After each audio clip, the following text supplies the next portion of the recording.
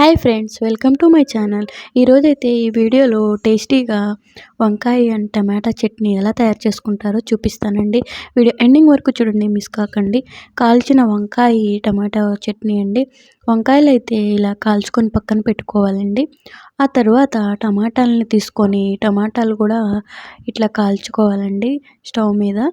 అవి బాగా కాలిన తర్వాత అవి కూడా పక్కన పెట్టుకొని పచ్చిమిర్చి కూడా తీసుకొని అవి కూడా కొంచెం కాల్చుకోవాలండి మంట మీద. ఇట్లాగా ఈ చట్నీ అయితే చాలా బాగుంటుందండి టేస్ట్లో అయితే. ఇదిగోండి ఇట్లా పక్కన పెట్టుకోవాలి. చల్లారిన తర్వాత దానిపైన పొట్టంతా తీసేయాలండి. అన్నంలోకి కానీ, చపాతీలోకి కానీ, ఇడ్లీ దోశలోకి ఎందులోకైనా ఈ చట్నీ అయితే చాలా బాగుంటుందండి. కాల్చిన వంకాయ టమాటా చట్నీ అండి. చాలా చాలా టేస్టీగా ఉంటుంది.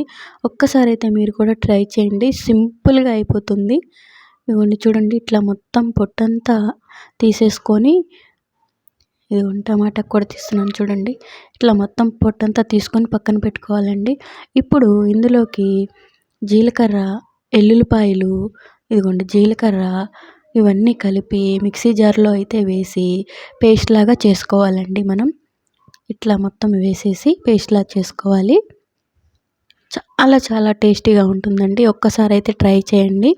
నా వీడియో చూసే వాళ్ళందరూ నా వీడియో లైక్ చేయండి అండ్ నా ఛానల్ సబ్స్క్రైబ్ చేసుకోండి. ఇలాంటి మరిన్ని వీడియోస్ కోసం నాకు సపోర్ట్ చేయండి ఫ్రెండ్స్, ప్లీజ్. ఏమండి జీలకర్ర కూడా వేసేయాలి. మొత్తం అన్నీ వేసేసి ఇట్లా మిక్సీ జార్లో వేసుకొని తగినంత సాల్ట్ అయితే వేసుకోవాలండి. తగినంత సాల్ట్ అయితే వేసుకొని పేస్ట్ లాగా చేసుకోవాలండి.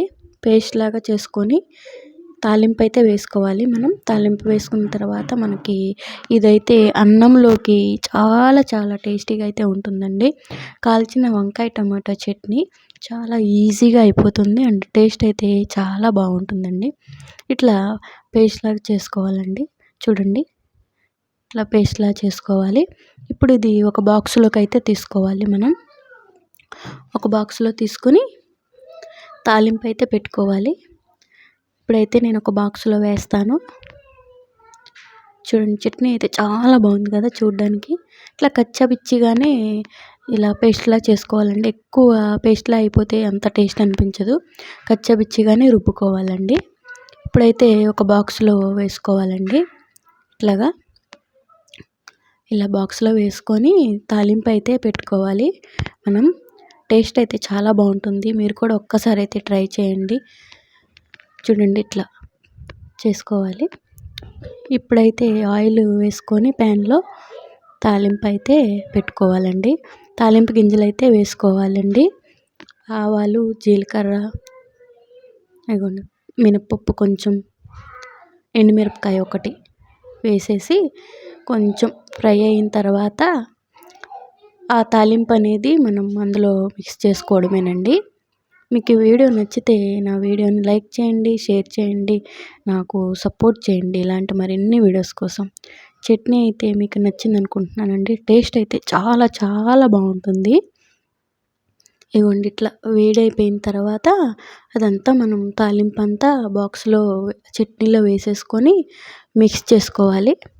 మొత్తం ఒక్కసారి అయితే కలుపుదామండి. చూడండి, ఇట్లా మొత్తం వేసేసాను. ఇప్పుడైతే ఒక్కసారి మిక్స్ చేసుకోవాలి. వేడి వేడి అన్నంలోకి చాలా చాలా టేస్ట్గా ఉంటుందండి. చూడండి, కలర్ కూడా చాలా బాగుంది కదా. చాలా బాగుంది. చట్నీ అయితే చాలా బాగుంటుందండి. మీకు నచ్చింది అనుకుంటున్నాను. Thank you for watching friends. Bye bye.